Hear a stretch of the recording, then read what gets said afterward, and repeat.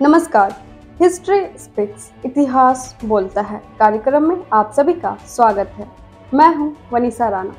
तो चलिए जानते हैं आज यानी 26 अप्रैल की महत्वपूर्ण और रोचक घटनाओं के बारे में। आज के ही दिन वर्ष 1514 में खगोलशास्त्री कोपरनिकस ने शनि ग्रह का पहला अवलोकन किया था। वर्ष 1654 में यहूदियों को ब्राजील से निकाला गया था। वर्ष 1755 में रूस की पहली यूनिवर्सिटी राजधानी मॉस्को में खोली गई थी। वर्ष 1828 में रूस ने तुर्की के खिलाफ युद्ध की घोषणा की थी। यूनान की आज़ादी के समर्थन में यह घोषणा की गई थी। वर्ष 1841 में बॉम्बे गजट ने सिल्क का प्रकाशन शुरू किया था।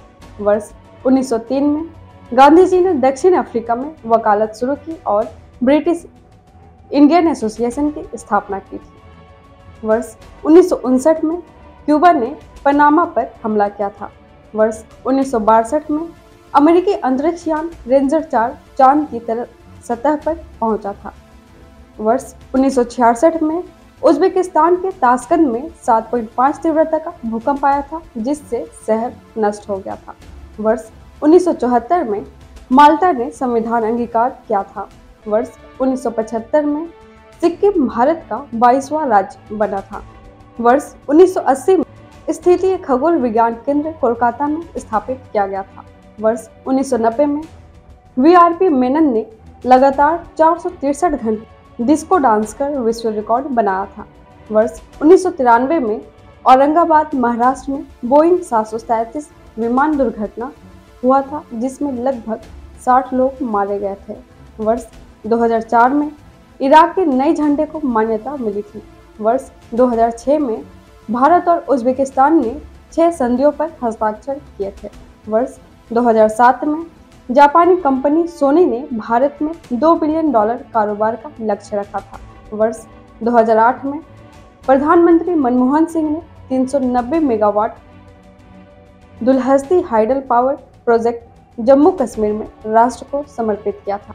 वर्ष 2010 में बिहार सरकार ने चिनिया केले की ब्रांडिंग गंगा केला के रूप में करने का फैसला किया था। वर्ष 2017 में कैसिनी अंतरिक्ष यान ने शनि और उसके छल्लों के बीच चक्कर लगाना शुरू किया था।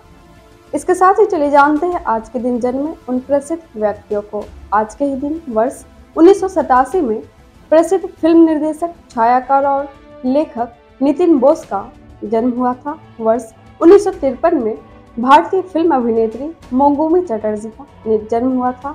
वर्ष 1864 में स्वामी दयानंद सरस्वती के शिष्य और आर्य समाज के 5 प्रमुख नेताओं में से एक पंडित गुरुदत्त विद्यार्थी का जन्म हुआ था। इसके साथ ही एक नजर डालते हैं आज के दिन हुए निधन पर और उन प्रसिद्ध व्यक्तियों को याद करते हैं।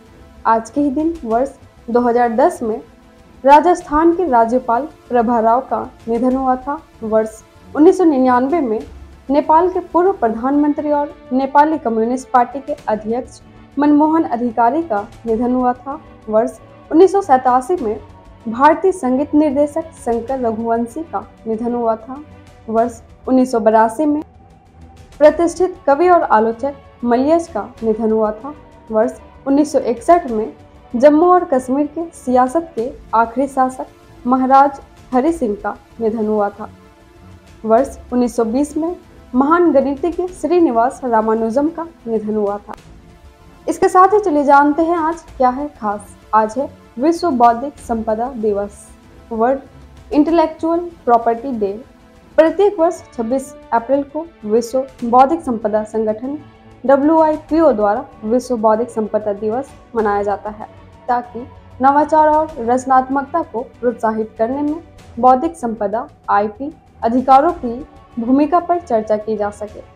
इसका उद्देश्य होता है बौद्धिक संपदा और सूक्ष्म लघु एवं मध्य उद्यमों SMEs के बारे में लोगों की जागरूकता और समझ को बढ़ाना है।